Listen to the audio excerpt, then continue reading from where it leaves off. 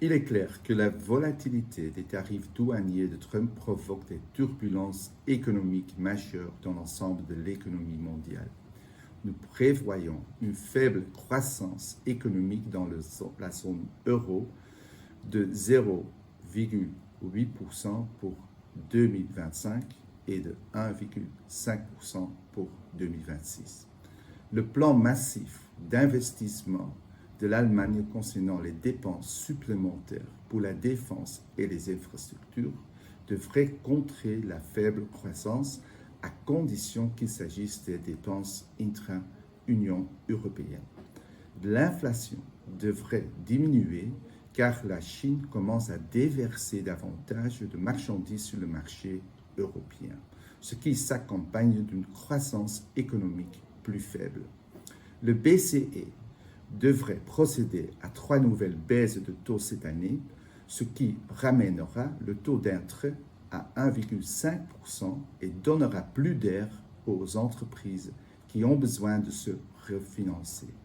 Entre-temps, la confiance des consommateurs et des producteurs reste très faible. En bref, un contexte difficile dans lequel une bonne gestion des risques vient un avantage stratégique.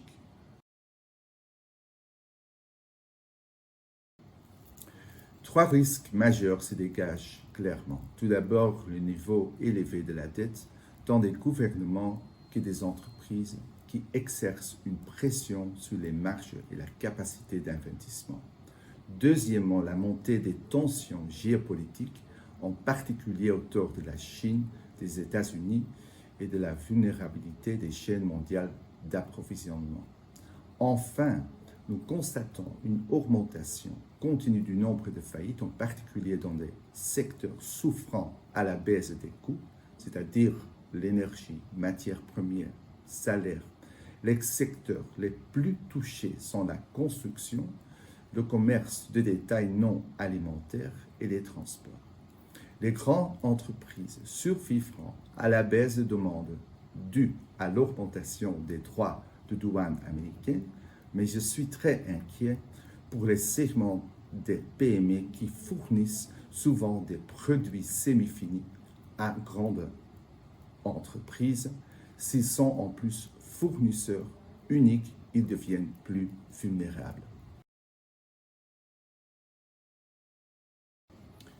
Augmenter la vigilance dans la gestion du portefeuille de clients. Soyez très attentifs aux signes d'impayés et agissez rapidement. Il est primordial de diversifier votre portefeuille de clients, y compris sur le plan géographique, car un grand client qui ne paie pas peut mettre votre entreprise en péril. Recherchez de nouveaux marchés et assurez-vous que votre chaîne d'approvisionnement n'est pas perturbée. Dans ce contexte, l'assurance crédit est un outil essentiel pour protéger votre trésorerie.